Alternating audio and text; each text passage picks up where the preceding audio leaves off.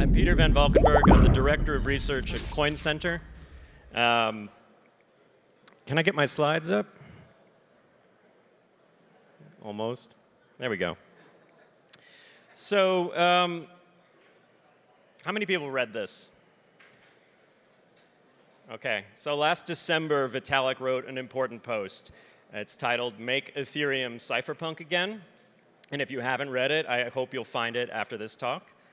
Vitalik was reflecting on 10 years in crypto. Coin Center, my organization, also happened to start 10 years ago. We're a nonprofit org based in Washington, D.C., and we're dedicated to defending digital civil liberties, specifically your right to build and use permissionless blockchain networks.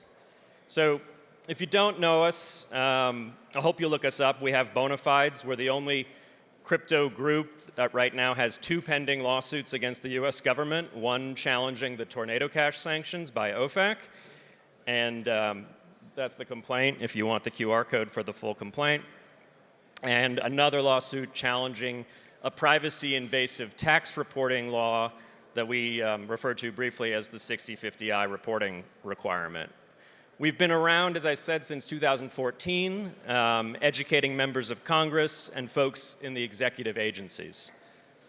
So Vitalik's post recalls his early days in crypto, when a handful of weird bars in Berlin accepted Bitcoin, when Ethereum was just an idea that was really more cypherpunk than it even was cryptocurrency.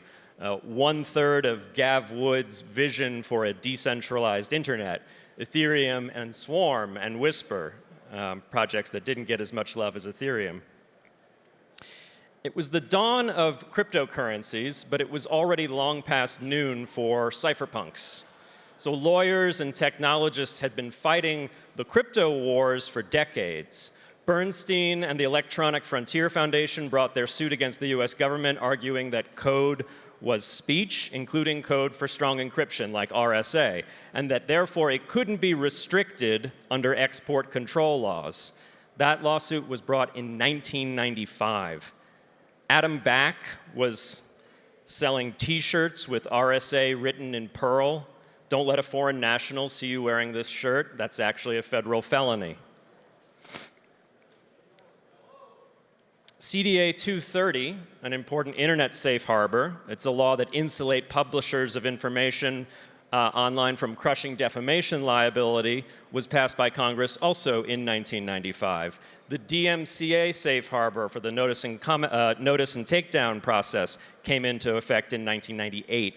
By the time Ethereum had launched in 2015, we were already at least 20 years away from these path-breaking developments in internet freedom and US policy. But the thing is that at that point already, many in that larger internet freedom movement were disappointed with the effort. The early internet had been made safe from certain measures of government censorship, it's true. But was it a beacon of freedom? Maybe. Blogs, file sharing, forums, email, IRC had all given way to Facebook, Spotify, Google, Gmail, centralized messaging apps. All of these corporate-run services were doing the US government's dirty work by sharing mountains of otherwise private user data with the NSA and law enforcement, all without a warrant or due process. The open source movement, while still going strong, had failed to uniformly win the day. Proprietary software still dominated most consumer-facing tools, and wildly important FOSS projects suffered from key developers aging out, leaving these critical systems without sufficient devs to keep them secure. We got a reprieve from software censorship, but part of the reason we won in US v. Bernstein is that the government backed down. They stopped pushing to censor strong encryption, and they mooted the case rather than appealing it to the Supreme Court, risking a bigger loss with binding precedential weight across the nation. Those who would censor software lived to fight another day. In 2015, the internet freedom people were wary from a 20-year battle that had borne only uncertain fruit. Now, 10 years on, there isn't even consensus on the value of those internet safe harbors. CDA 230 is under attack, perhaps rightfully so, because it ceased to be a shield for small internet publishers and has effectively become corporate welfare for the giants of monetizing user-generated content. The DMCA safe harbors are abused, with hecklers getting a veto on any content they want to spam with takedown notices. And we're back in the courts defending our First Amendment right to publish software once again. Crypto, as in cryptocurrencies, was supposed to fix all of this. We were grabbing the baton from Tim May and Eric Hughes, Linus and Barlow, and we were expected to sprint to the next milestone, fix the incentive problem in free and open source software by creating crypto-economic models to incentivize digital public goods creation, fix the non-competitive state of internet platform architecture by replacing Google, Facebook, and the like with so-called fat protocols, fix the privacy problem by building decentralized shared and encrypted file storage and peer-to-peer messaging. We grabbed that baton knowing that our tech stack could fix these problems. It was the only stack that could. As Vitalik writes, a public, decentralized, shared hard drive is what we need, and it's what Ethereum is. We took the baton and we ran like hell straight to Las Vegas. Cashed it in for an ape picture, an ICO boom, and gleefully called ourselves degenerates. Vitalik's post is optimistic about new tech for scaling and privacy, but at root it is a post about disappointment, about losing our way. In these 10 years, we've seen explosive price growth, but little actual good accomplished by the tech. Did we decentralize the web? Not yet. Did we replace banks and Wall Street? No. What did we do? We built a massive casino in the clouds. Why? Vitalik blames transaction costs, and I think he's mostly right. If fees are high and are paid in a frothy native token, then your main users are going to be gamblers and speculators. There's not a lot of profit in making public goods like encrypted messaging, so without cheap transactions, you won't see growth there. Vitalik is therefore optimistic about roll-ups and other scaling efforts, and so am I. But I'm also worried that in the 10-year dalliance, we've lost our alliances with the larger internet freedom movement, and perhaps worse, eroded our capital in Washington, D.C., amongst the so-called weary giants of flesh and steel. Our political enemies are much stronger than ever before. Now they're not just coming for casinos, they're coming for censorship resistance and privacy itself. They're coming for miners and node operators, they're coming for the developers of Tornado Cash, and they have actually, mostly successfully, banned Americans from using that privacy tool. Many in Congress confuse us with big tech. Can you blame them? Many in Congress see FTX and assume it's all just fraud and technobabble. Can you blame them? Many in Congress know that DeFi is rarely as decentralized as it lets on. Many in Congress see Binance and they see willful sanctions evasion and money laundering with billion-dollar settlements and assume it's just a bunch of multinational shadow banks that claim to be exempt from KYC AML rules because of reasons. Can you blame them? Tornado Cash, the privacy tool itself, was just software running on the Ethereum blockchain.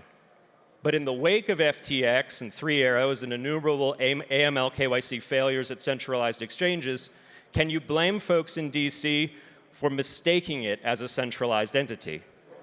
I think you can blame them when criminal liability is on the line, but I think you can understand why they're making these mistakes. While they're mostly just software, Tornado Cash did also have a DAO that controlled ancillary activities, and it had a governance token.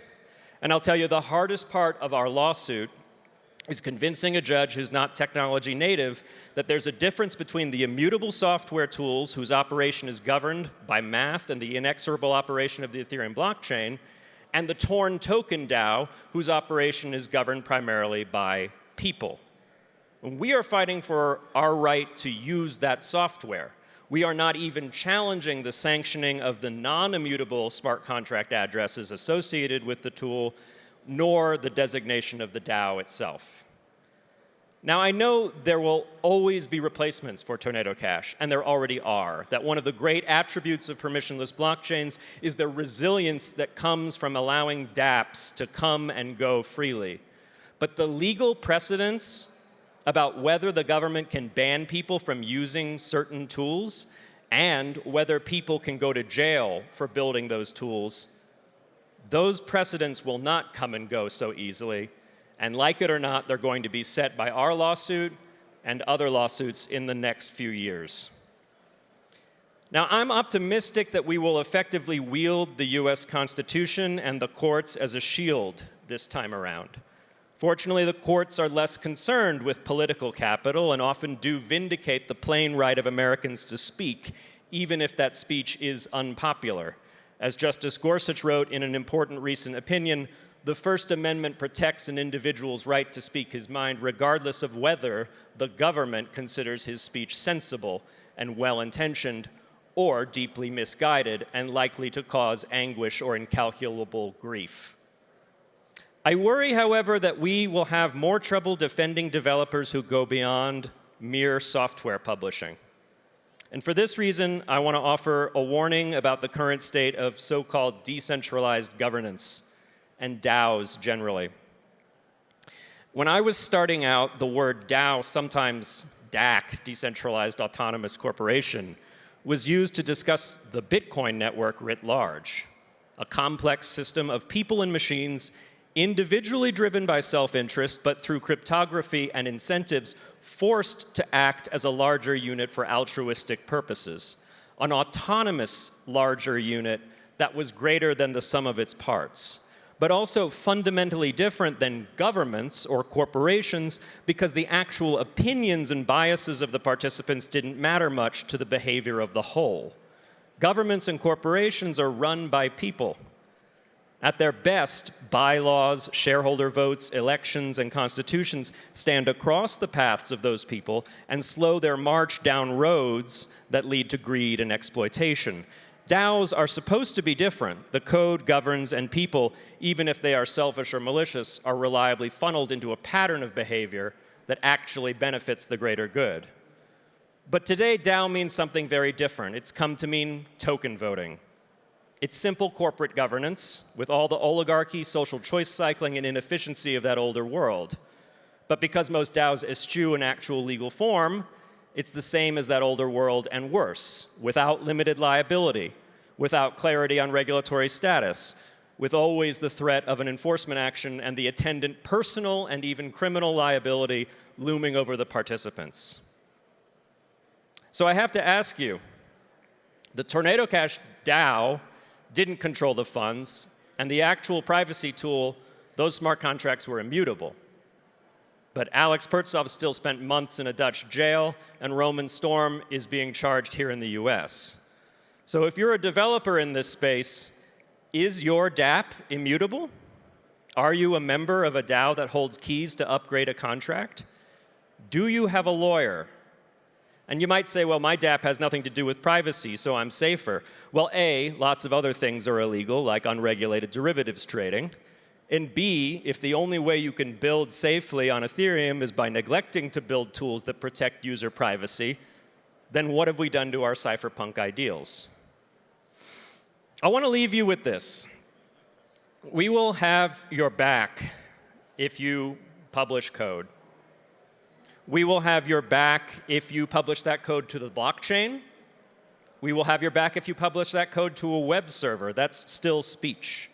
We will have your back if that code offers strong privacy guarantees to users, both good guys and bad guys. We don't ask authors to limit who can read their books just because the book carries some knowledge that would be dangerous in the wrong hands. We will make public policy cypherpunk again, defending free speech and privacy. But the more crypto builds governance mechanisms that involve actual human discretion and judgment rather than the indifferent and verifiable proofs of work, stake, or knowledge, then the more speech gives way to conduct. And conduct, as in acting on behalf of others rather than merely providing others with software tools and data verification, conduct, even expressive conduct, garners far less protection from our Constitution. It's not cypherpunk to stand up and lobby for a big corporation that can vote to do whatever it wants. So why would it be any different for a big DAO that can control all aspects of a smart contract if sufficient token holders agree? If you can build your dApp or protocol to be immutable, you should do that. If you can't, then you should be looking for governance tools that are more than just a vote from token holders or a multi-sig between some fine and honest people. If those tools don't exist yet, then I can't think of a better community than this one to discover and create them. Together, let's make crypto cypherpunk again.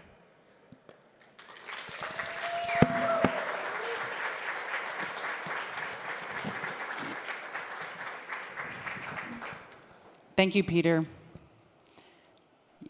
Sometimes when you're at